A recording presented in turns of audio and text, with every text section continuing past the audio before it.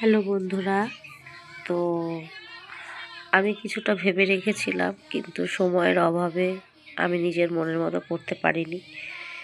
তো এরকমই বানালাম, হাতে টাইম খুব শর্ট, রাত পোয়ালি সরস্বতী পুজো। তো এরকম একটা লুকস আমি আমার মেয়ের সিলেটটাকে তৈরি করেছি। তোমাদের কেমন লাগলো অবশ্যই কমেন্ট বক্সে কমেন্ট করে জানাবে। আর অন্যরকম ভেবে রেখেছিলাম, এখানটাও আমি জাস্ট একটা রং করে ভালো করে করতে চেয়েছিলাম, কিন্তু ওই যে বললাম সময়ের অভাব। তোমাদের ভালো লাগলে জানাবে। আমি আমার সাধ্যমতো যতটুকু পেরেছি বুদ্ধি লাগিয়ে করতে পেরেছি, করেছি। তো সত্যি কথাই, সকাল হলেই সরস্বতী পুজো, অনেক কাজ এখনও বাকি আছে, মেয়ের এখন অনেক কিছু তৈরি করতে হবে।